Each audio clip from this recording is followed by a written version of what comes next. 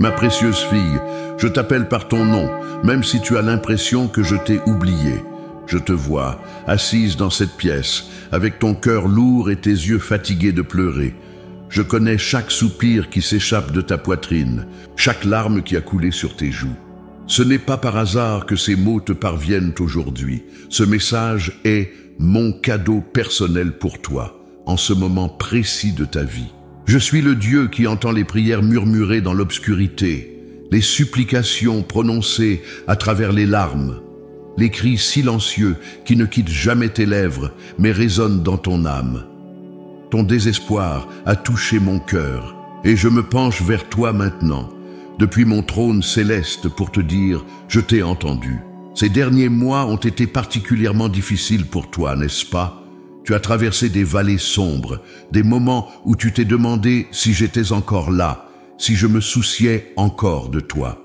Tu as cherché ma présence dans les tempêtes qui ont secoué ta vie, et parfois tu as eu l'impression que le ciel était de bronze, que tes prières rebondissaient sans jamais atteindre mon oreille.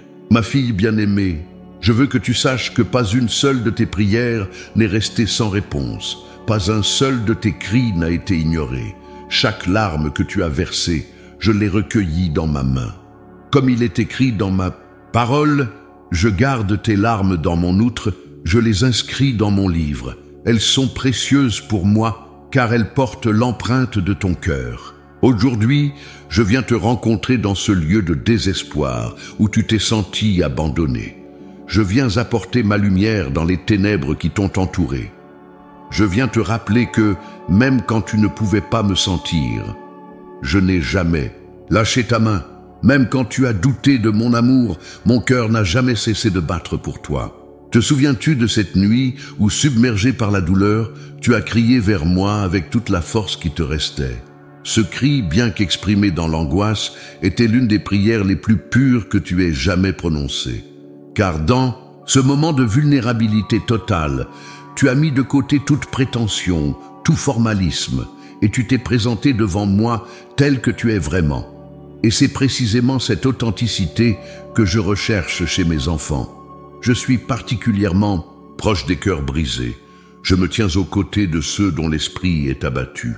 Quand tu as pensé que personne ne comprenait ta souffrance, j'étais là, ressentant chaque battement douloureux de ton cœur comme s'il était le mien.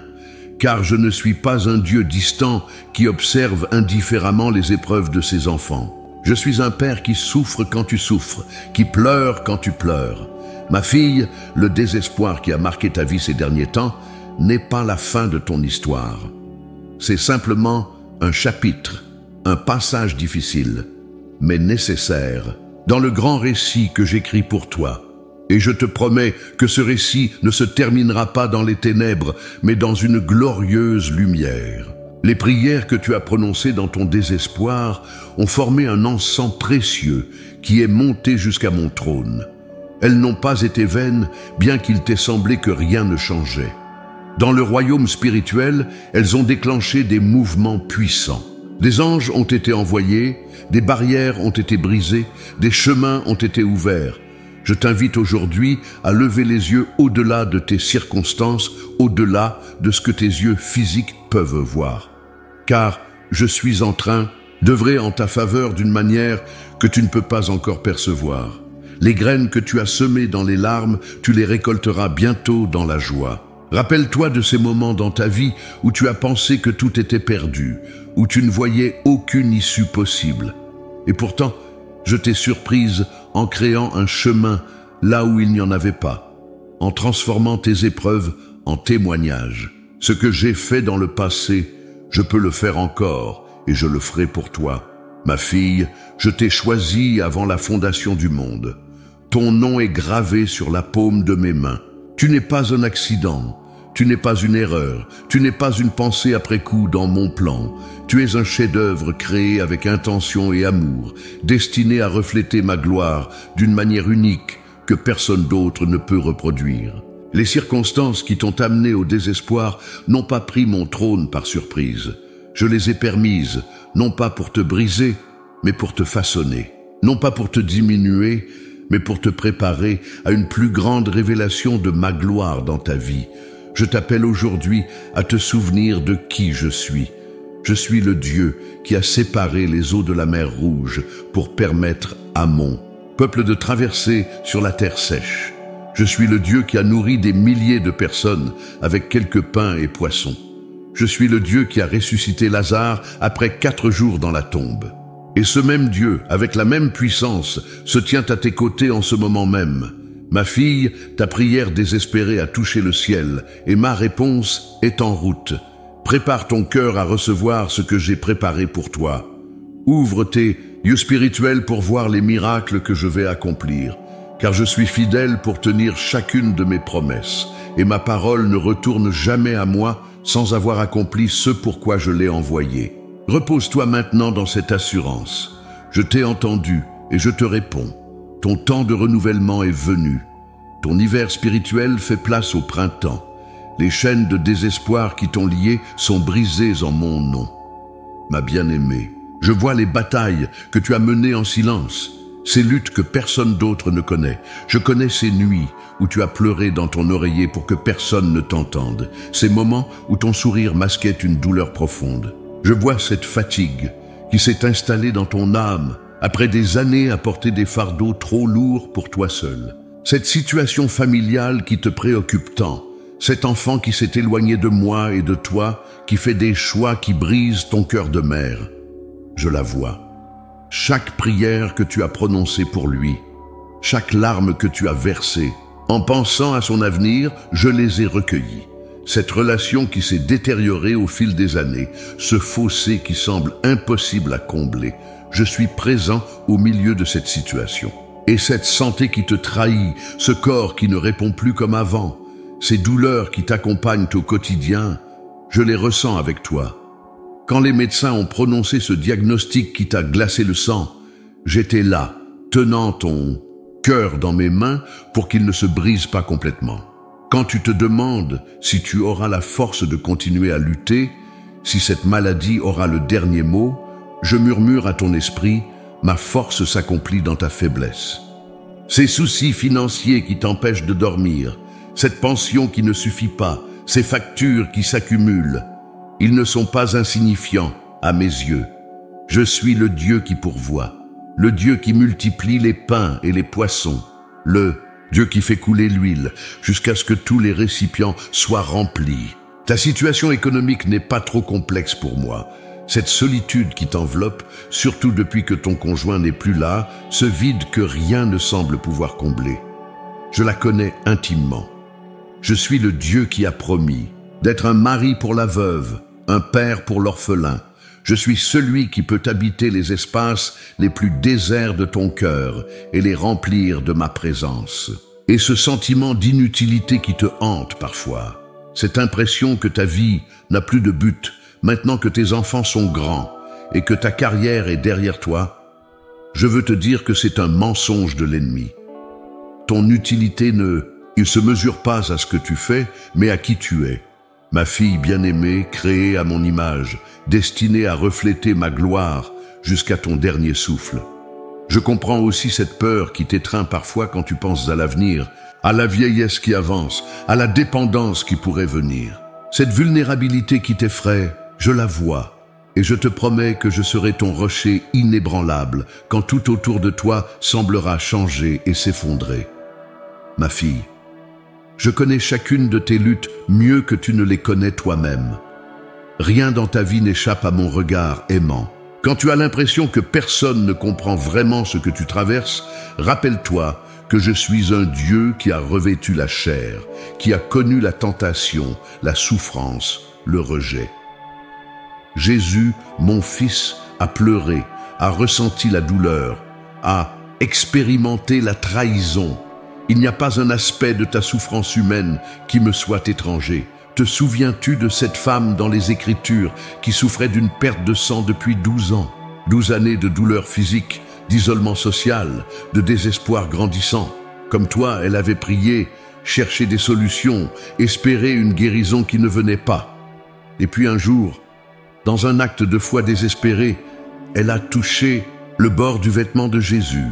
Ce n'était pas une prière éloquente, ce n'était pas une grande démonstration de foi, c'était simplement un geste de dernier recours, un cri silencieux qui disait « Si seulement je pouvais le toucher ».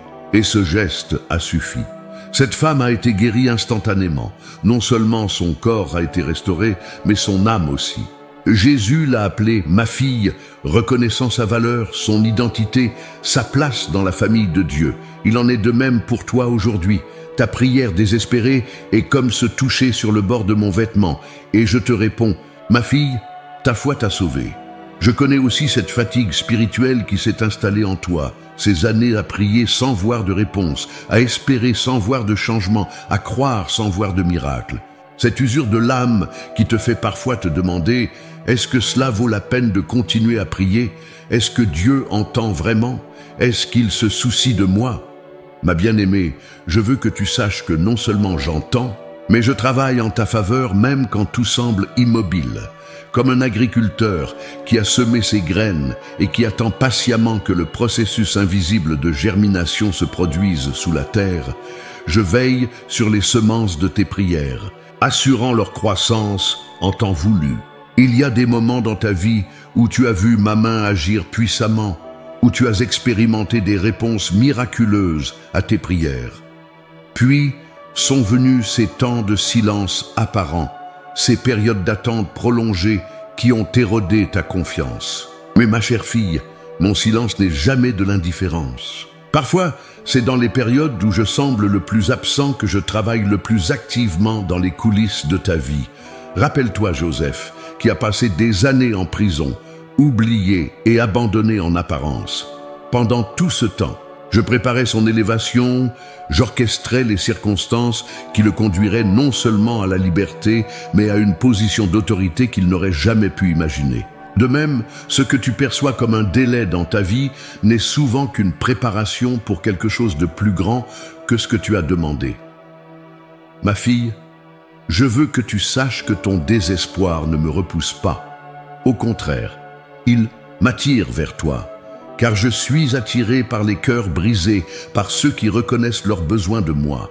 Ta vulnérabilité n'est pas un obstacle à ma présence, mais une invitation à mon intervention. Les larmes que tu as versées en secret ont arrosé le sol de ton cœur, le préparant à une nouvelle saison de floraison. Cette douleur qui t'a semblé stérile et inutile est en réalité un labour profond qui permettra à de nouvelles semences d'espoir de s'enraciner fermement en toi. Je te vois tel que tu es vraiment, non pas défini par tes échecs, tes faiblesses ou tes doutes, mais par mon amour immuable pour toi. Quand tu te regardes et que tu ne vois que tes manquements, je vois une œuvre d'art en cours de création, un chef-d'œuvre qui reflète de plus en plus mon image à mesure que je travaille en toi. Ma bien-aimée, je connais chaque détail de ta situation actuelle. Je vois au-delà de la surface, jusqu'aux racines profondes de tes luttes. Et je veux t'assurer aujourd'hui que rien dans ta vie n'est trop compliqué pour moi, rien n'est trop brisé pour que je ne puisse le restaurer, rien n'est trop mort pour que je ne puisse le ressusciter. Ton cri de désespoir n'est pas tombé dans le vide. Il a résonné dans les couloirs du ciel et a attiré mon attention particulière. Et aujourd'hui, je te réponds, je suis ici, je suis avec toi, et je vais transformer ce désert en jardin florissant. Ma fille précieuse, l'heure est venue de te révéler mon dessein dans cette saison de ta vie. Ce n'est pas par hasard que tu traverses ces épreuves qui ont suscité en toi tant de prières désespérées. Dans ma sagesse infinie, j'ai permis ce temps de pression intense pour accomplir un objectif précis dans ta vie et dans mon royaume. Comprends que je suis le maître potier et tu es l'argile entre mes mains.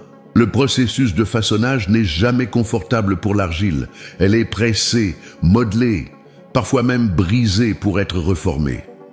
Mais chaque pression de mes doigts est intentionnelle, chaque mouvement de mes mains a un but précis. Je ne gaspille aucune douleur, aucune larme, aucun moment de désespoir. Tout concourt au bien pour toi qui m'aimes et qui es appelé selon mon dessein.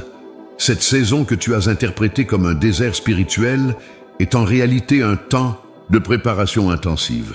Comme je l'ai fait avec Moïse, qui a passé 40 ans dans le désert avant d'accomplir sa destinée, je t'ai conduite dans un lieu de solitude et d'épreuve, non pas pour t'abandonner, mais pour te préparer à ce qui vient. Car vois-tu, ma bien-aimée, je te prépare à porter un nouveau niveau de mon onction. Les prières désespérées que tu as adressées au ciel n'étaient pas seulement des demandes de délivrance, elles étaient aussi des vaisseaux qui élargissaient ta capacité spirituelle. Plus tu as crié vers moi dans ton besoin, plus tu as créé d'espace en toi pour recevoir ma gloire. Il y a une bataille spirituelle qui fait rage autour de toi en ce moment même. L'ennemi de ton âme a reconnu le potentiel que j'ai placé en toi. Il a discerné l'appel sur ta vie et il a cherché à te neutraliser par le découragement, la confusion et le désespoir. Ces attaques n'étaient pas des signes de mon abandon, mais des preuves de ton importance stratégique dans mon royaume. Comme Esther, qui a été préparée pendant 1 année avant d'être présentée au roi, tu as traversé une période de préparation intense pour un temps comme celui-ci. Les circonstances qui t'ont amené au désespoir font partie de ta préparation pour une mission divine que je suis sur le point de te révéler. Ma fille, je veux que tu comprennes que la saison de récolte que j'ai préparée pour toi est proportionnelle à la profondeur de ton labour. Les larmes que tu as versées ont irrigué un sol qui produira une moisson abondante. Là où tu as vu seulement perte et douleur, je suis en train de faire germer des semences de ministère, d'influence et de témoignages puissants. Cette maladie qui a affaibli ton corps n'était pas ma volonté parfaite pour toi, mais je l'ai permise car à travers elle, tu as développé une sensibilité spirituelle et une compassion que tu n'aurais pas pu acquérir autrement. Maintenant, tu pourras comprendre et réconforter ceux qui souffrent avec une authenticité que seule l'expérience personnelle peut donner. Cette trahison qui a brisé ton cœur, cette injustice qui t'a laissé amer, je les ai permises non pas parce que j'approuvais les actions de ceux qui t'ont blessé, mais parce que je savais que de ces cendres, je ferais surgir une beauté nouvelle en toi. La profondeur de pardon que tu as dû développer te qualifie maintenant pour un ministère de réconciliation dont beaucoup bénéficieront. Cette solitude qui t'a parfois écrasé a créé en toi un espace sacré où ma voix peut être entendue plus clairement. Comme Jean sur l'île de Patmos, isolé et apparemment abandonné, tu as reçu des révélations dans ta solitude que la foule et l'agitation t'auraient empêché de recevoir. Ma bien-aimée, sache que je n'ai pas permis ces épreuves pour te punir, mais pour te positionner. Je n'ai pas permis ces attaques pour te détruire, mais pour démontrer ma fidélité et ma puissance à travers toi. Ce que l'ennemi avait prévu pour ta destruction, je l'ai transformé en préparation pour ton élévation. Le moment présent que tu traverses n'est ni une erreur de parcours, ni un détour imprévu. C'est une étape essentielle dans le déploiement de mon plan parfait pour ta vie. Je t'ai placé exactement là où tu dois être, entouré exactement des personnes qui doivent être dans ta vie en ce moment, confrontés exactement aux défis qui serviront à révéler ma gloire en toi et à travers toi. Il y a des personnes autour de toi, certaines que tu connais déjà, d'autres que tu n'as pas encore rencontrées, qui ont besoin du témoignage qui naîtra de cette saison de désespoir transformée en espoir. Ta vie est comme une lettre ouverte que beaucoup liront, et à travers ton histoire, ils découvriront ma fidélité. Comprends que dans mon royaume, l'autorité spirituelle est toujours proportionnelle à la souffrance endurée avec foi. Joseph n'aurait jamais pu gouverner l'Égypte s'il n'avait pas d'abord expérimenté la fosse et la prison. David n'aurait jamais été le roi selon mon cœur s'il n'avait pas connu les années de fuite et de rejet. Paul n'aurait jamais pu écrire ces épîtres qui ont transformé des millions de vies s'il n'avait pas expérimenté la prison, le naufrage et les persécutions. De même, ta capacité à influencer, à guider et à bénir les autres est en train d'être forgée dans le creuset de ces épreuves qui t'ont amené au désespoir. Ce n'est pas malgré ta souffrance, mais à travers elle que tu deviendras un instrument puissant entre mes mains. Je te fais aujourd'hui cette promesse. Aucune de tes prières désespérées n'a été vaine. Chacune d'elles a contribué à construire un réservoir de bénédiction qui est sur le point de déborder dans ta vie. Comme les nuages qui s'accumulent avant une pluie abondante, tes prières se sont accumulées dans les cieux et sont prêtes à se déverser en bénédiction tangibles. Ma bien-aimée, je veux que tu comprennes que ce que tu as interprété comme mon silence n'était pas de l'indifférence, mais de la stratégie divine. Parfois, je dois permettre que la situation atteigne un point où ma délivrance sera indéniablement miraculeuse, où ma gloire sera parfaitement manifestée. Comme avec Lazare que j'ai laissé dans la tombe pendant 4 jours, j'ai parfois besoin que la situation semble humainement impossible avant d'intervenir, afin que tous sachent que c'est ma main et non une coïncidence qui a opéré le miracle. Je te révèle maintenant que cette saison de désespoir touche à sa fin. Les prières que tu as prononcées dans l'angoisse ont atteint mon trône, et ma réponse est en route. Les anges qui ont été libérés suite à tes supplications sont en mouvement. Les barrières qui semblaient infranchissables commencent à s'effondrer. Les portes qui étaient fermées s'apprêtent à s'ouvrir. Ma fille, prépare-toi à voir ma gloire se manifester dans ta vie d'une manière que tu n'as jamais expérimentée auparavant. Prépare-toi à raconter l'histoire de ma fidélité avec émerveillement. Prépare-toi à devenir un témoin vivant de ce que je peux faire quand une fille bien-aimée, même dans son plus grand désespoir, continue de crier vers moi. Car dans mon royaume, le désespoir transformé en espoir devient un témoignage puissant. La douleur transformée en ministère devient une source de guérison pour beaucoup. Les larmes transformées en joie deviennent une preuve irréfutable de ma bonté et de ma fidélité. Ma bien-aimée, le dessein de cette saison de désespoir se révèle maintenant. Je t'ai préparé pour une nouvelle dimension d'intimité avec moi et d'efficacité pour mon royaume. Les prières désespérées qui ont touché le ciel vont maintenant faire descendre le ciel sur terre dans ta vie. Ma fille bien-aimée, je veux te parler aujourd'hui à travers les histoires de mes enfants fidèles qui t'ont précédé sur le chemin de la foi. Leurs vies ne sont pas de simples récits du passé, mais des miroirs dans lesquels tu peux voir le reflet de ton propre parcours et des leçons précieuses pour ton présent. Pense à Anne, cette femme dont le cœur était déchiré par la douleur de la stérilité, aggravée par les moqueries de sa rivale. Année après année, elle se rendait à ma maison, le cœur lourd, les yeux rougis par les larmes. Sa prière n'était pas éloquente, c'était un gémissement silencieux, un déversement d'une âme brisée. Elle a prié avec une telle intensité que le sacrificateur Élie l'a prise pour une femme ivre. Anne n'a pas abandonné, même quand sa situation semblait sans espoir, même quand les années passaient sans changement. Et un jour, sa prière désespérée a touché le ciel.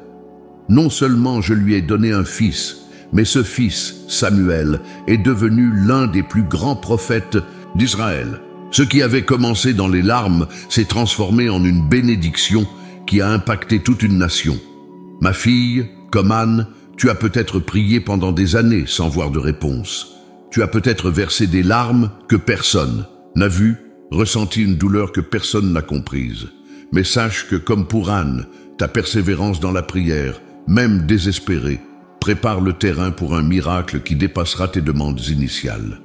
Considère aussi l'histoire de Ruth, cette femme qui a tout perdu, son mari, sa sécurité, son avenir. Elle s'est retrouvée veuve dans un pays étranger, réduite à glaner des épis dans les champs pour survivre. Humainement parlant, sa situation était désespérée.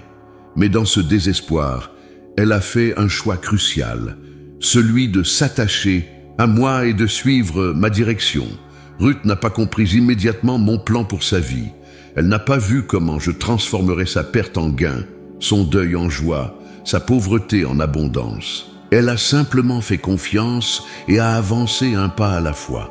Et de son histoire de désespoir est née une lignée royale, celle de David, et ultimement celle du Messie lui-même. Ma bien-aimée, comme Ruth, tu es peut-être dans une saison où tu ne comprends pas mon plan, où le chemin devant toi semble obscur et incertain. Mais si, comme elle, tu choisis de me suivre malgré ton désespoir, je te promets que ton histoire ne se terminera pas dans les ténèbres, mais dans une lumière qui éclairera les générations à venir. Rappelle-toi aussi de la veuve de Sarepta, qui avait atteint un tel niveau de désespoir qu'elle ramassait du bois pour préparer un dernier repas avant de mourir avec son fils. Sa situation semblait sans issue. Une famine dans le pays, des ressources épuisées, aucun espoir à l'horizon. Pourtant, c'est précisément dans ce moment de désespoir ultime que je lui ai envoyé mon prophète Élie. Cette femme a dû faire un choix difficile, utiliser le peu qu'elle avait pour elle-même ou faire acte de foi en nourrissant d'abord mon serviteur. Dans son obéissance, même au milieu du désespoir, elle a découvert un miracle quotidien. La jarre de farine qui ne s'épuisait pas, la cruche d'huile qui ne tarissait pas. Ce qui semblait être la fin est devenu un nouveau commencement, une histoire de provision miraculeuse. Ma fille, comme cette veuve, tu es peut-être arrivée à un point où tes ressources semblent épuisées, que ce soit sur le plan émotionnel, physique, financier ou spirituel. Tu regardes peut-être le peu qu'il te reste et tu te demandes comment tu pourras survivre, mais je t'invite, comme elle, à faire un acte de foi même dans ton désespoir. Car c'est souvent quand nous arrivons à la fin de nos propres ressources que ma provision surnaturelle se manifeste le plus clairement. Médite aussi sur l'histoire de la femme syro-phénicienne, venue me supplier pour sa fille tourmentée. Cette femme n'était pas juive, elle n'avait aucun droit légitime à ma faveur, selon les normes de l'époque. Pourtant, elle est venue avec une détermination née du désespoir, refusant d'être repoussée même quand mes paroles semblaient la décourager. Sa réponse, « Oui, Seigneur, mais même les petits chiens mangent les miettes qui tombent » de la table de leur maître, révèle une foi persistante qui refuse de lâcher prise, même face à un apparent rejet. Et cette foi désespérée a touché mon cœur, au point que j'ai déclaré « Femme, ta foi est grande, qu'il te soit fait comme tu le désires. » Ma bien-aimée, peut-être as-tu l'impression que certaines de tes prières se heurtent à un mur, que mes réponses tardent ou semblent négatives. Comme cette femme, je t'invite à persévérer, à t'accrocher à moi avec une foi tenace qui refuse de lâcher prise. Car cette persistance née du désespoir a le pouvoir de toucher mon cœur d'une manière particulière. Pense aussi à Marie de Béthanie, qui dans son désespoir face à la mort de son frère Lazare, s'est jetée à mes pieds en disant « Seigneur, si tu avais été ici, mon frère ne serait pas mort. » Sa déclaration contenait à la fois une accusation voilée et une confession de foi. Elle croyait en mon pouvoir, mais ne comprenait pas mon timing. Face à sa douleur et à ses larmes, je n'ai pas offert seulement des paroles, mais une action puissante qui a transformé son désespoir en un témoignage de ma gloire. Là où elle ne voyait qu'une fin tragique, je préparais une démonstration de ma puissance, qui surpasserait tout ce qu'elle aurait pu imaginer. Ma fille, comme Marie, tu as peut-être ressenti que j'étais arrivé trop tard dans certaines situations de ta vie, que des situations irréversibles s'étaient produites en mon absence apparente. Mais je veux que tu saches que même ce qui semble définitivement perdu peut être ressuscité par ma puissance. Aucune situation n'est trop désespérée pour moi, aucune perte n'est trop définitive. Souviens-toi aussi de la femme courbée depuis 18 ans, dont le regard était constamment dirigé vers le sol.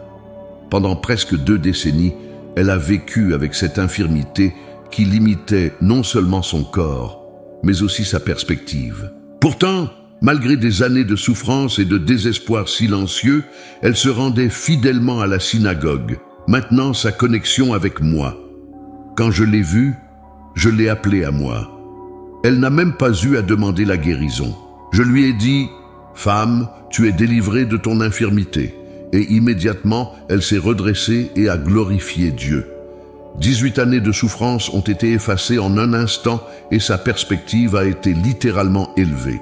Ma bien-aimée, comme cette femme, tu portes peut-être un fardeau depuis de nombreuses années. Une maladie chronique, une relation brisée, une blessure émotionnelle qui ne guérit pas. Ce fardeau a peut-être courbé non seulement ton corps, mais aussi ton esprit. Mais je veux que tu saches que ma puissance de guérison n'est pas limitée par la durée de ta souffrance. Ce qui a persisté pendant des décennies peut être transformé en un instant par ma parole.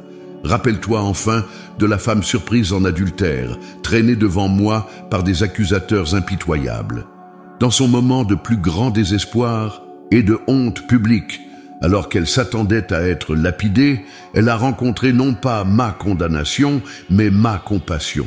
Quand tous ces accusateurs se sont retirés, je lui ai dit « Je ne te condamne pas non plus, va et ne pêche plus. Ma fille, si tu portes le poids de la culpabilité pour des erreurs passées, si la honte t'empêche de lever les yeux vers moi, entends ces mêmes paroles aujourd'hui, je ne te condamne pas. Ta prière, même murmurée à travers la honte et le désespoir, a touché mon cœur et ma réponse est le pardon, la restauration, un nouveau commencement. Ces femmes dont je t'ai parlé n'étaient pas différentes de toi. Elles ont connu le désespoir, la douleur, l'incertitude. Mais, dans chaque cas, leur rencontre avec moi a transformé leur histoire. Ce qui semblait être la fin est devenu un nouveau chapitre glorieux.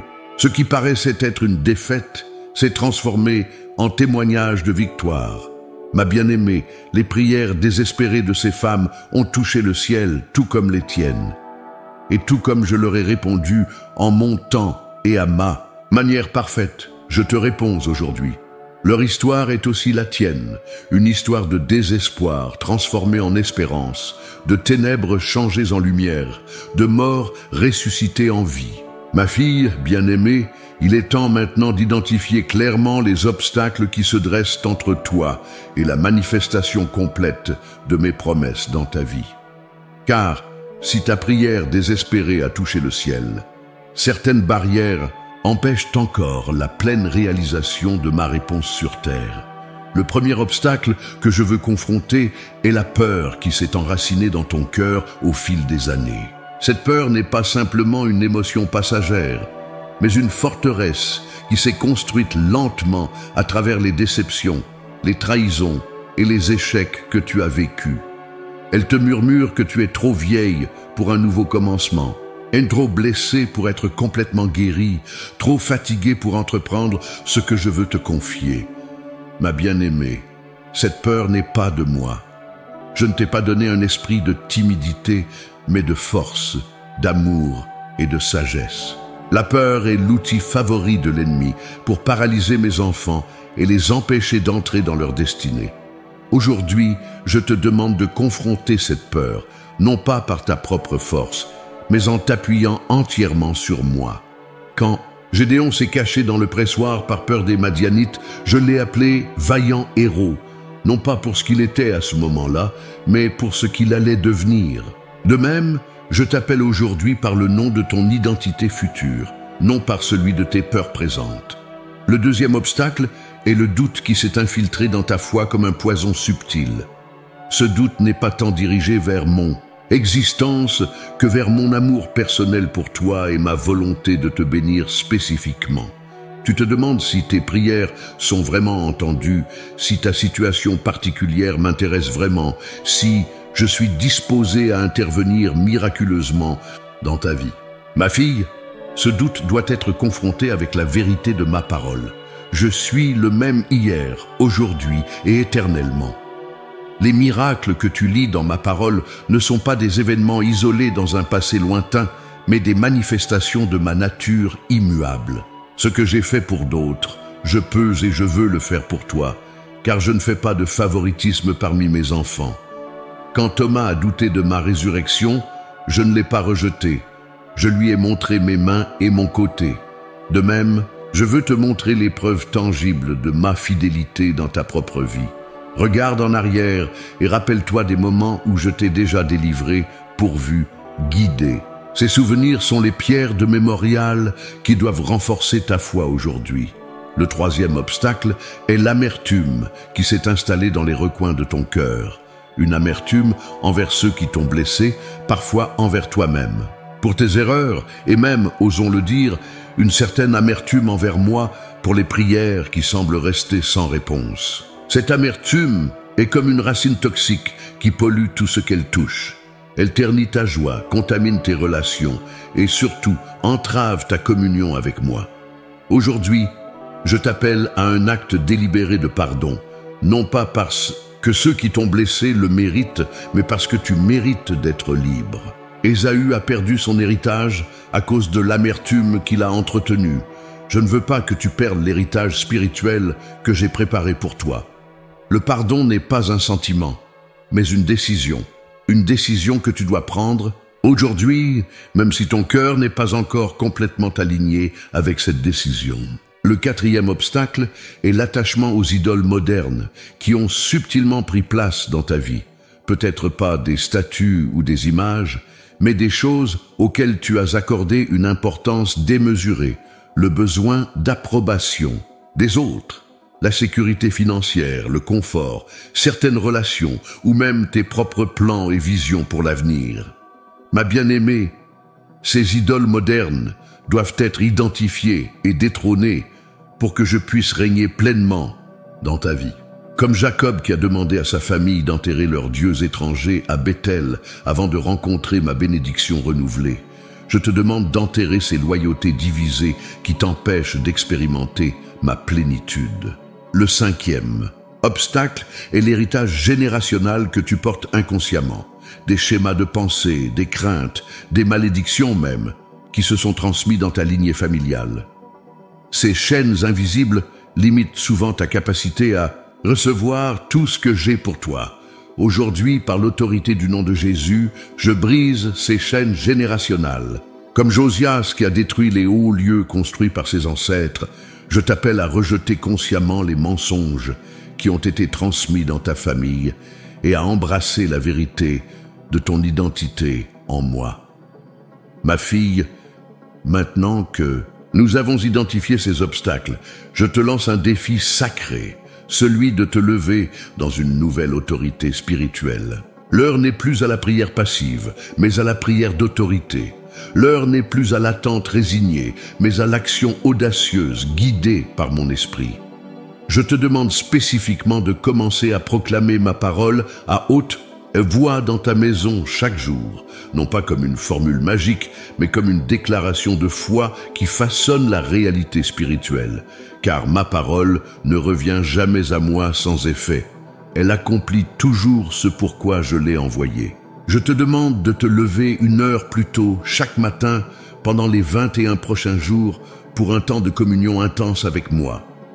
Dans ces moments de tranquillité, avant que le monde ne s'éveille, je te parlerai avec une clarté nouvelle et je te donnerai des instructions spécifiques pour ta situation. Je te demande de chercher activement une sœur dans la foi avec qui tu pourras prier régulièrement, non pas seulement pour présenter des requêtes, mais pour proclamer ensemble ma victoire sur les circonstances qui semblent immuables. Car là où 2 ou 3 sont assemblés en mon nom, je suis présent d'une manière particulière. Je te demande de commencer à tenir un journal de gratitude, y notant chaque jour 3 bénédictions spécifiques, même minimes, que tu observes dans ta vie. Cette pratique transformera progressivement ta perspective et t'aidera à reconnaître ma main à l'œuvre même dans les petits détails de ton quotidien. Je te demande de faire un acte de foi tangible qui démontrera ta confiance en ma réponse avant même de la voir se manifester. Comme les habitants de Jéricho qui ont poussé des cris de victoire alors que les murs tenaient encore debout, je veux que tu célèbres par anticipation la réponse à ta prière désespérée. Ma bien-aimée, ces instructions peuvent sembler simples, mais elles sont stratégiquement conçues pour démanteler les forteresses qui ont entravé la manifestation complète de mes promesses dans ta vie. Ne les néglige pas en raison de leur simplicité apparente. Rappelle-toi de Naaman qui a presque manqué sa guérison parce que mon instruction de se baigner dans le Jourdain lui semblait trop simple. Dans cette confrontation avec les obstacles et ce défi à l'action, je ne te laisse pas seul. Ma promesse est d'être avec toi à chaque pas. Mon esprit te guidera dans la vérité. Ma force se manifestera dans ta faiblesse, ma sagesse éclairera ton chemin. Comme je l'ai promis à Josué, je te dis aujourd'hui, fortifie-toi et prends courage. Le courage n'est pas l'absence de peur, mais la décision d'avancer malgré la peur, en s'appuyant sur ma fidélité plutôt que sur tes propres forces. Je te promets que si tu suis ces instructions avec diligence, tu commenceras à voir des brèches dans les murs qui semblaient infranchissables. Les chaînes commenceront à se briser, les portes fermées commenceront à s'ouvrir, les situations stagnantes commenceront à bouger, car aucune forteresse ne peut résister quand mon peuple se lève dans l'autorité que je lui ai donnée. Ma fille, comprends que ce n'est pas ta performance parfaite de ces disciplines qui apportera la victoire. C'est ta foi en action, combinée à ma fidélité et à ma puissance. Je ne te demande pas la perfection, mais la persistance.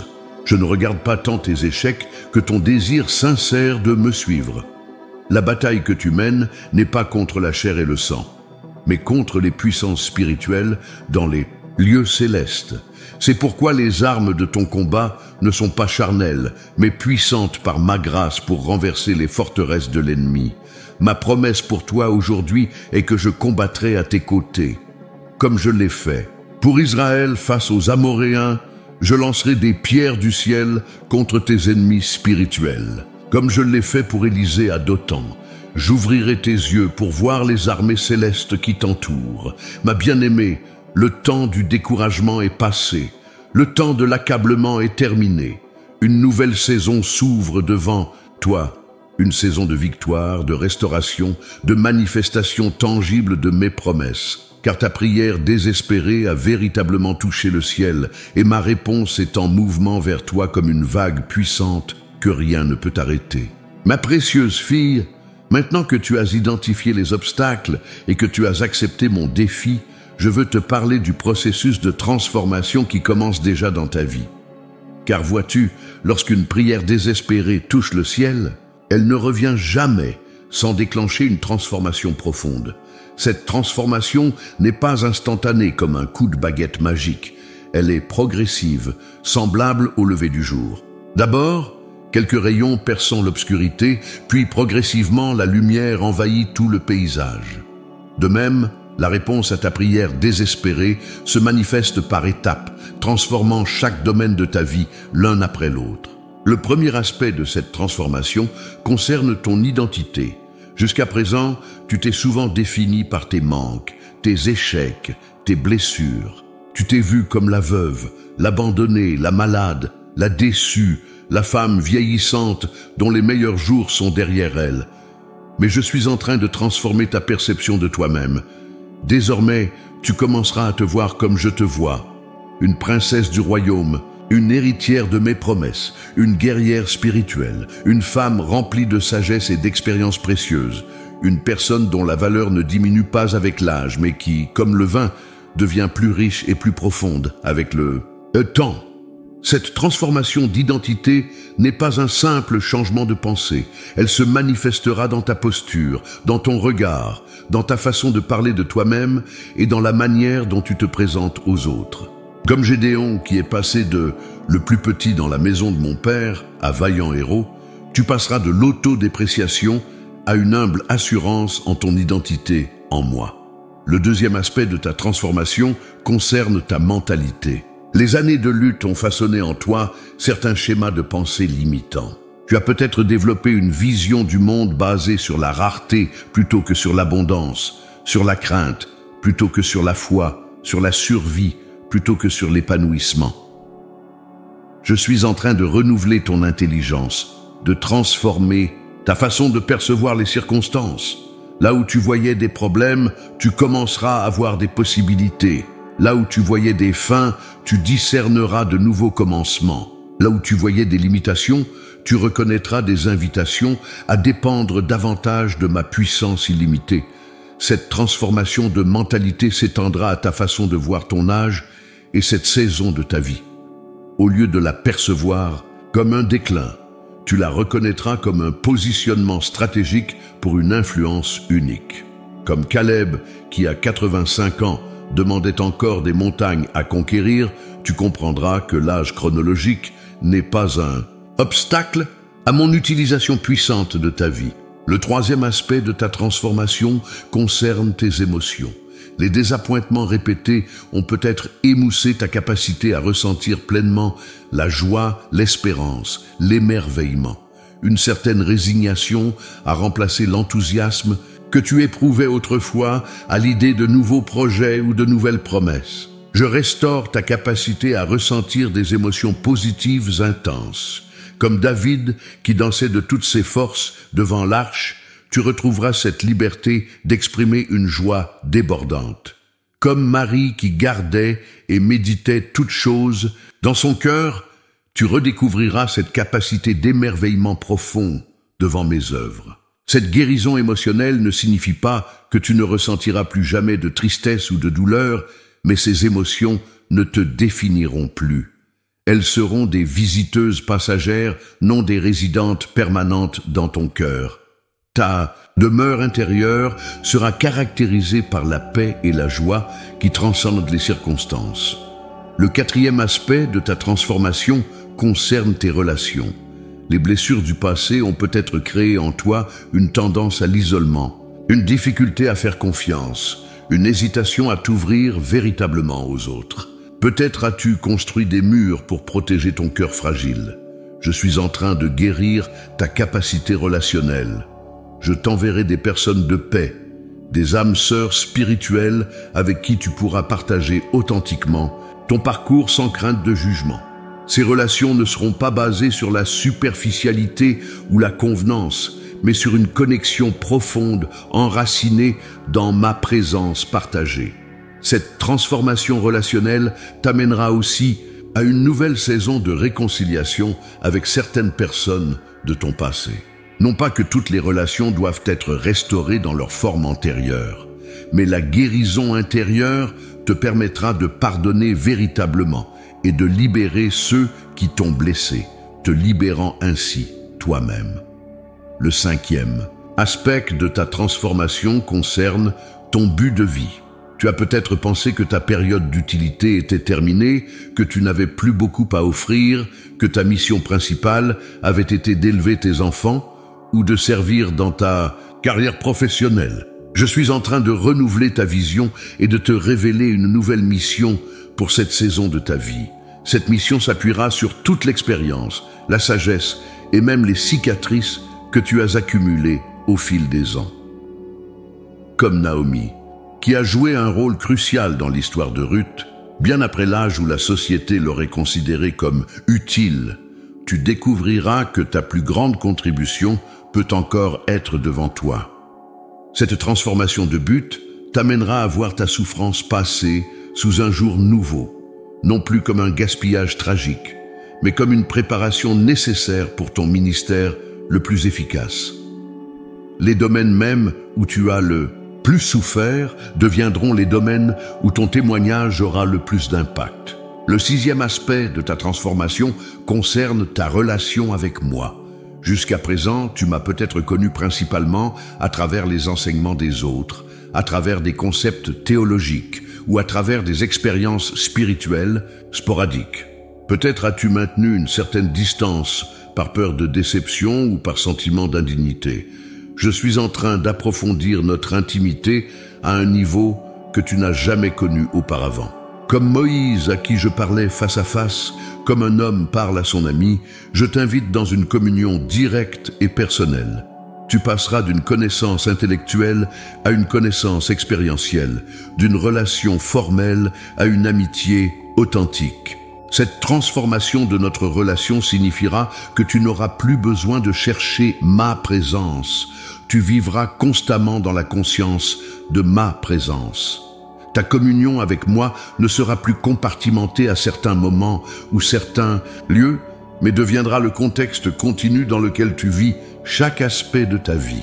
Ma bien-aimée, cette métamorphose qui commence déjà dans ta vie te prépare pour une victoire que tu n'aurais pas pu porter auparavant.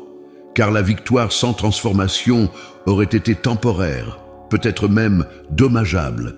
Mais la victoire, moi qui suis une transformation profonde, sera durable et glorifiante pour mon nom.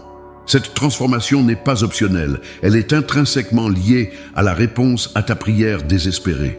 Car vois-tu, Quand tu as crié vers moi dans ton désespoir, tu ne demandais pas seulement un changement de circonstances, mais un changement en toi. Au plus profond de ton être, tu savais que pour que ta situation change véritablement, tu devais d'abord changer. Sois encouragé par le fait que cette transformation est mon œuvre, non la tienne. Tu ne peux pas te transformer toi-même par la simple force de ta volonté ou par une discipline rigide. C'est mon esprit qui opère en toi le vouloir et le faire selon mon bon plaisir. Ta responsabilité est simplement de rester sous l'influence de ma présence, ouverte et réceptive à mon œuvre en toi. Comme le papillon dans sa chrysalide qui semble inerte mais subit une métamorphose complète, tu es peut-être dans une saison qui semble statique en apparence, mais où des changements profonds se produisent à l'intérieur. Ne confonds pas l'invisibilité du processus avec son absence. La transformation la plus significative se produit souvent dans le secret, avant de devenir visible aux yeux de tous. Cette transformation te prépare non seulement à recevoir la réponse à ta prière, mais à la porter correctement. Car certaines bénédictions sont trop lourdes pour être portées par une personne qui n'a pas été préalablement transformée. Comme Joseph qui a dû passer par la fosse et la prison avant de pouvoir porter la responsabilité du palais, tu es préparé pour les bénédictions futures que j'ai en réserve pour toi. Ma fille, embrasse ce processus de transformation avec patience et confiance. Ne résiste pas aux parties inconfortables du processus, ce sont souvent les plus nécessaires. Comme l'or qui doit passer par le feu pour être purifié, tu dois traverser certaines chaleurs intenses pour atteindre ta pleine valeur. La bonne nouvelle est que cette transformation, bien que progressive, s'accélère maintenant. Ce qui aurait pu prendre des années dans le cours normal des choses est en train d'être compressé dans une saison courte, mais intense. Car ta prière, désespérée, a ouvert les écluses du ciel, permettant à mon esprit de se déverser avec une intensité nouvelle dans ta vie. Prépare-toi, ma bien-aimée, à ne plus te reconnaître. Prépare-toi à une nouvelle façon de penser, de sentir, d'être. Prépare-toi à regarder dans le miroir et à voir un reflet qui ressemble de plus en plus à ce que j'ai toujours eu l'intention que tu sois. Car ta prière désespérée a touché le ciel, et en réponse, le ciel touche maintenant chaque aspect de ton être. Ma bien-aimée, aujourd'hui, je viens sceller dans ton cœur des promesses spécifiques, des engagements divins que je prends envers toi. Ces promesses ne sont pas de vagues espoirs ou des souhaits pieux. Ce sont des déclarations fermes de ce que je vais accomplir en réponse à ta prière désespérée qui a touché le ciel. Premièrement, je te promets ma présence ininterrompue. Peu importe les vallées que tu traverseras encore, peu importe les montagnes que tu devras gravir, je ne te quitterai point et je ne t'abandonnerai point. Dans les moments où tu te sentiras seul, rappelle-toi cette promesse. Je suis avec toi tous les jours, jusqu'à la fin du monde. Cette présence n'est pas une abstraction théologique, mais une réalité tangible que tu ressentiras de manière croissante. Comme je l'ai promis à Jacob à Bethel, je te promets, voici, je suis avec toi. Je te garderai partout où tu iras, et je te ramènerai dans ce pays, car je ne t'abandonnerai point, que je n'ai exécuté ce que je te dis. Ma présence sera pour toi un refuge dans la tempête, une ombre contre la chaleur, une lumière dans les ténèbres, une force dans la faiblesse. Deuxièmement, je te promets des percées dans les domaines précis où tu as prié avec désespoir. Cette maladie qui t'afflige, je ne te promets pas seulement la force de l'endurer, mais une amélioration tangible que même les médecins remarqueront. Tu connaîtras un renouvellement de force physique qui dépassera les attentes médicales. Cette relation brisée pour laquelle tu as versé tant de larmes, je ne te promets pas seulement la paix malgré la rupture, mais une restauration qui étonnera tous ceux qui connaissent la situation. Là où il y avait de l'amertume, je ferai naître la réconciliation. Là où il y avait du silence, j'établirai une communication nouvelle. Cette situation financière qui te préoccupe, je ne te promets pas seulement de pourvoir à tes besoins essentiels, mais de t'accorder une abondance qui te permettra de bénir les autres. Tu passeras de la préoccupation constante à la provision suffisante et de la provision suffisante à la générosité débordante. Troisièmement, je te promets une restauration du temps perdu. Comme je l'ai déclaré par mon prophète Joël, je restituerai les années qu'ont dévoré la sauterelle, le gélec, le hasil et le gazam. Les années que tu considères comme gaspillées dans la douleur, l'erreur ou l'attente, je les convertirai en sagesse, en témoignage et en ministère fructueux. Cette promesse de restauration signifie que ton avenir sera si béni qu'il compensera les pertes du passé. Comme Job qui a reçu le double de tout ce qu'il avait perdu, tu verras une compensation divine pour chaque larme versée, chaque déception vécue, chaque rêve brisé. Quatrièmement, je te promets une nouvelle saison de fécondité spirituelle. Comme Élisabeth, qui, dans sa vieillesse, a porté un enfant destiné à préparer le chemin du Seigneur, tu entreras dans une période de vie où ton impact spirituel sera plus grand qu'à n'importe quel moment antérieur de ton existence. Cette fécondité se manifestera dans ta capacité à toucher les vies autour de toi, à transmettre ma sagesse aux générations plus jeunes, à intercéder efficacement pour les autres et à refléter ma gloire d'une manière qui attirera les âmes vers moi. Là où tu as peut-être pensé que ton utilité diminuait, tu découvriras qu'elle ne fait que commencer véritablement. Cinquièmement, je te promets un héritage spirituel qui perdurera bien après ton passage sur cette terre. Les graines que tu sèmes maintenant, par tes prières, ton témoignage, ton exemple de foi au milieu de l'épreuve, produiront une récolte qui continuera à nourrir les générations futures.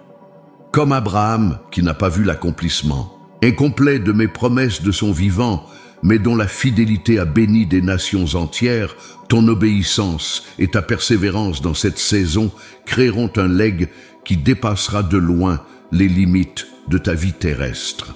Sixièmement, je te promets une paix qui surpasse toute intelligence, gardant ton cœur et tes pensées en Christ Jésus. Cette paix n'est pas l'absence de conflits ou de difficultés, mais une tranquillité intérieure qui demeure malgré les circonstances extérieures. Cette promesse de paix sera particulièrement précieuse dans les moments où tu ne comprends pas mon timing ou mes méthodes. Même quand ton esprit ne peut pas saisir la logique de mes voies, ton cœur restera ancré dans la certitude de mon amour et de ma sagesse parfaite. Septièmement, je te promets une joie renouvelée, non pas le bonheur superficiel qui dépend des circonstances favorables, mais cette joie profonde qui jaillit de la certitude de ton salut, de la conscience de ma présence et de l'espérance, assurée de la gloire à venir. Cette joie sera ta force, comme je l'ai déclaré à Néhémie. Elle te portera à travers les moments difficiles qui pourraient encore survenir. Elle illuminera ton visage d'une manière qui rendra ton témoignage puissant même sans parole. Les autres se demanderont comment tu peux rayonner malgré les épreuves. Et cette question ouvrira des portes pour partager ma grâce. Huitièmement, je te promets une révélation plus profonde de mon amour personnel pour toi. Tu as, intellectuellement, accepté que je t'aime, mais dans les mois à venir, je vais te faire expérimenter cet amour d'une manière qui transformera chaque aspect de ton être. Cette révélation d'amour sera si puissante qu'elle chassera définitivement toute peur, comme je l'ai promis dans ma parole. Elle guérira les blessures les plus profondes de ton âme, celles que même tes proches ne connaissent pas. Elle remplira les vides que rien ni personne d'autre n'a pu combler. Neuvièmement, je te promets une nouvelle onction de mon esprit. Comme au jour de la Pentecôte, je déverserai mon esprit sur toi d'une manière fraîche. Cette onction t'apportera une clarté nouvelle dans ta compréhension de ma parole, une puissance nouvelle dans ton témoignage, une sensibilité nouvelle à ma voix et des dons spirituels manifestés avec une intensité accrue. Cette promesse d'onction renouvelée signifie que tu entreras dans une dimension de marche par l'esprit que tu n'as pas encore expérimentée. Les fruits de l'esprit: amour, joie, paix, patience, bonté, bienveillance, fidélité, douceur, maîtrise de soi, mûriront dans ta vie avec une expression plus visible que jamais auparavant. Enfin, je te promets ma faveur manifeste.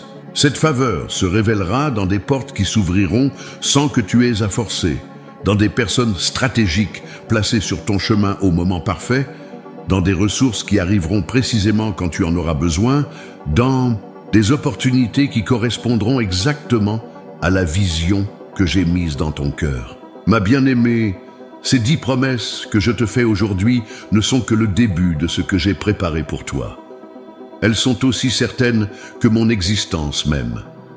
Je ne suis pas un homme pour mentir, ni un fils d'homme pour me repentir. Ce que j'ai dit, je le ferai. Ce que j'ai déclaré, je l'accomplirai. Reçois ces promesses non pas comme des possibilités lointaines, mais comme des réalités déjà en mouvement. Car dans le royaume spirituel, elles sont déjà accomplies. C'est seulement dans la dimension temporelle qu'elles se manifestent progressivement. Je veux que tu commences dès maintenant à me remercier pour l'accomplissement de ces promesses, même avant d'en voir la pleine manifestation. Cette gratitude anticipée est l'expression la plus pure de ta foi, une foi qui donne gloire à Dieu en appelant les choses qui ne sont point comme si elles étaient. Rappelle-toi que ma fidélité ne dépend pas de la tienne. Même dans les moments où ta foi vacillera, où tes émotions te trahiront, où tes actions ne seront pas alignées avec ta position en moi, je reste fidèle, car je ne peux me renier moi-même. Je t'encourage à revisiter régulièrement ces promesses, à les méditer, à les déclarer à haute voix. Laisse-les s'enraciner profondément dans ton esprit et ton cœur comme des ancres solides qui maintiendront ton âme stable, même quand les vents contraires souffleront. Ma fille, ta prière désespérée a véritablement touché le ciel et en réponse, j'ai libéré ces promesses sur ta vie. Elles ne sont pas de simples mots, elles sont esprit et vie. Elles contiennent en elles-mêmes la puissance nécessaire à leur accomplissement. Que ton cœur soit en paix, sachant que celui qui a promis est fidèle. Je veille sur ma parole pour l'accomplir. Ce que j'ai commencé en toi, je l'achèverai jusqu'au jour de Christ Jésus. Car mes dons et mon appel sont irrévocables. Ma Ophile bien-aimé, nous arrivons maintenant au terme de ce message que j'ai voulu t'adresser personnellement en réponse à cette prière désespérée qui a touché mon cœur. Avant que nous nous séparions, je désire sceller dans ton esprit et dans ton cœur les vérités essentielles que je t'ai communiquées. Rappelle-toi avant tout que mon amour pour toi est immuable. Il ne dépend pas de tes performances, de tes succès ou de tes échecs. Il n'augmente pas quand tu me sers fidèlement et ne diminue pas quand tu trébuches. Mon amour pour toi est aussi constant que mon être même, car je suis amour. Rien de ce que tu as fait ou feras ne pourra jamais te séparer de cet amour que j'ai déversé sur toi en Christ. Ce même amour m'a poussé à entendre ton cri de désespoir alors que d'autres voix plus éloquentes, plus confiantes, plus structurées s'élevaient simultanément vers moi. Car je suis particulièrement attentif aux cœurs brisés, aux esprits contrits, à ceux qui tremblent à ma parole. Ton désespoir n'a pas diminué la puissance de ta prière. Au contraire, il l'a rendue particulièrement percutante dans le royaume spirituel. Comprends que chaque larme que tu as versée a été recueillie dans mon outre. Aucune n'est tombée inaperçue. Aucune n'a été versée en vain. Ces larmes ont arrosé les semences de promesses que j'ai plantées dans ta vie et bientôt, très bientôt, tu verras la récolte abondante qui en résultera. Je veux que tu saches que le temps que tu as passé dans la vallée des larmes n'a pas été un détour inutile. C'était un chemin nécessaire, une voie de préparation pour la gloire que je suis sur le point de révéler en toi. Comme Joseph qui a dû passer par la fosse et la prison avant d'atteindre le palais, ton chemin de souffrance t'a préparé pour une destinée que tu n'aurais pas pu porter autrement. Ma fille, je t'invite maintenant à te tenir dans une position d'attente expectative. Non pas l'attente passive de celle qui doute, mais l'attente active et vigilante de la Vierge sage qui prépare sa lampe pour l'arrivée de l'époux. Car ta délivrance n'est pas dans un avenir lointain, elle est déjà en mouvement. Elle approche comme l'aurore qui pointe après une longue nuit. Comme les Israélites qui devaient se tenir tranquilles et voir mon salut au bord de la mer. Oh, je t'invite à observer avec émerveillement ce que je vais accomplir en ta faveur. Ton rôle n'est pas de forcer l'ouverture des portes, mais de marcher avec confiance à travers celles que j'ouvrirai devant toi. Voici mes instructions. Finale pour toi, ma bien-aimée, alors que nous concluons ce message. Premièrement, garde précieusement les promesses que je t'ai données. Ne permets ni aux circonstances contraires, ni aux voix dissonantes, ni aux délais apparents d'éroder ta confiance en ma parole. Ces promesses sont plus sûres que le sol sous tes pieds, plus durables que les montagnes qui t'entourent. Médite-les jour et nuit, déclare-les dans les moments de doute, appuie-toi sur elles quand tes forces faiblissent. Deuxièmement, vis dans l'expectative quotidienne de ma bonté. Comme Méphibosheth qui mangeait chaque jour à la table du roi malgré son infirmité, approche-toi chaque matin de ma présence avec l'assurance que j'ai préparé pour toi une table en face de tes adversités. Cette expectative n'est pas de la présomption, c'est la foi qui donne gloire à Dieu.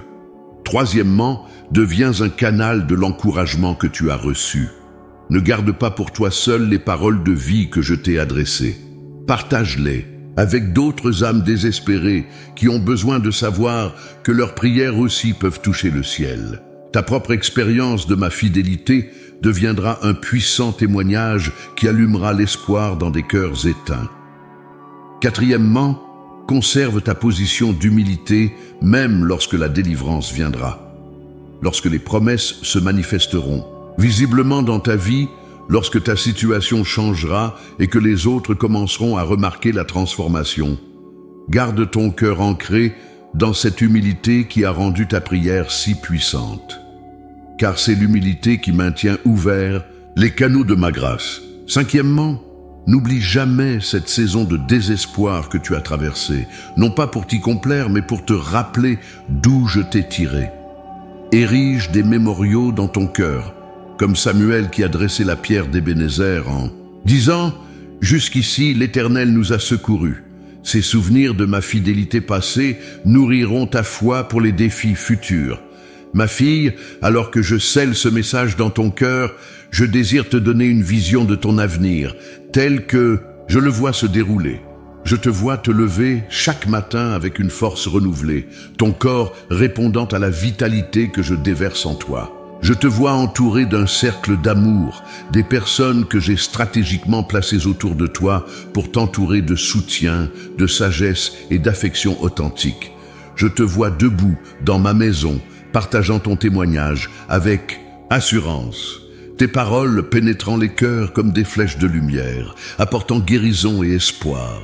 Je te vois tenant dans tes mains les réponses tangibles à tes prières, émerveillement et gratitude sur ton visage, déclarant à tous ceux qui veulent l'entendre « Voyez ce que l'Éternel a fait ». Je te vois devenu un refuge pour les affligés, une conseillère pour les perdus, un phare d'espérance pour ceux qui luttent dans les mêmes eaux tumultueuses que tu as traversées.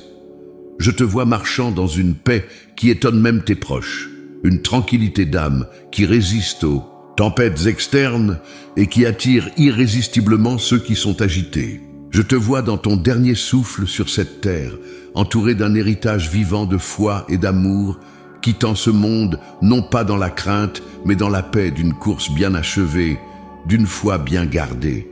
Et puis, ma bien-aimée, je te vois franchissant le seuil de l'éternité, mes bras grands ouverts pour t'accueillir, et ces mots résonnant à tes oreilles.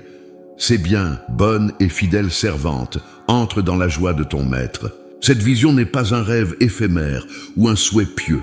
C'est la destinée que j'ai préparée pour toi avant même que le monde soit formé. C'est vers cette réalité que je guide tes pas, même quand le chemin semble obscur. Ma âme et fille, je termine ce message en plaçant sur toi ma bénédiction comme un sceau protecteur sur tout ce que je t'ai communiqué. Que l'Éternel te bénisse et te garde. Que l'Éternel fasse luire sa face sur toi et qu'il t'accorde sa grâce. Que l'Éternel tourne sa face vers toi et qu'il te donne la paix. Que la grâce de notre Seigneur Jésus-Christ, l'amour de Dieu et la communion du Saint-Esprit soient avec toi maintenant et pour l'éternité. Rappelle-toi toujours, ma précieuse fille, ta prière désespérée a touché le ciel et le ciel a commencé à se déverser sur ta terre. Le meilleur reste à venir, avec un amour éternel, ton Père Céleste.